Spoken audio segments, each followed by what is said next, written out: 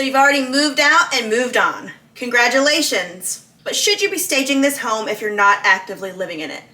The answer is yes, and there are some quick and easy ways to utilize this space on a budget. Hello everybody, I'm Elizabeth Peters, Realtor with LPT Realty in beautiful Northeast Florida. Today I'm going to be talking about how you can stage your home when it's empty. It might be easier to implement DIY hacks when the home is occupied. But what about vacant homes? Well, the first place you're going to focus on is the walls. When you give buyers nothing to focus on, they end up focusing on everything. That means dirt and scuff marks and areas where the paint is chipped will stand out immediately. Adding a fresh coat of paint is going to be a really easy way to liven up that space. Fresh neutrals are going to make the home more appealing, and you could even include a wallpaper accent wall. If you're overwhelming yourself because you think you need to stage the whole house entirely, I'm here to tell you that you don't. Establish what areas are important to the buyers in your market and focus there. I know for this market, this will typically include the living room, the dining room, and the master bedroom. If you have an irregular shaped living room with odd corners, this is where you would need to come in and demonstrate to the buyers where the TV should be set up. Because the first thing they almost always do is stand in the middle of the living room and envision the placement of their own furniture. You don't even really have to worry about hauling in a bulky TV for this. There are props like fake TVs that you can get, or you can just focus on seating to deliver the same message. Facebook Marketplace is going to be a great place to start. You can find items there that are just being given away. Just be careful about furniture with strange smells, or if it looks too worn out that you couldn't easily hide the flaws. When you have rooms without closets, it's really important that you deliver a crystal clear message for what this room can be used for. To you and me, it might be really obvious that this room is either used for an office or a workout room. So you just have to keep in mind that other people might not think like this. So you're going to want to prevent a buyer from coming in and being uncertain on what they can utilize this space for. But seriously, try to use what you already have or consider borrowing or renting items in the meantime. The goal here is not to buy a bunch of items to stage your old home that you wouldn't currently use in your new home. Did you know that rooms actually appear smaller when they're empty?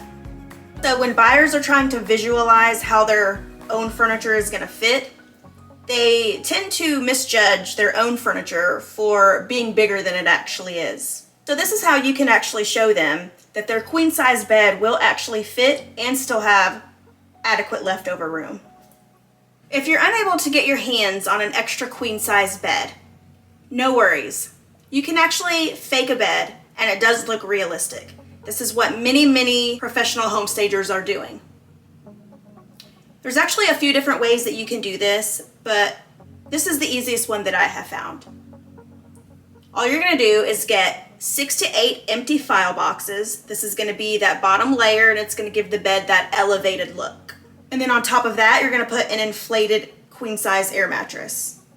And then put a bed skirt on top of that. And then another inflated queen size air mattress.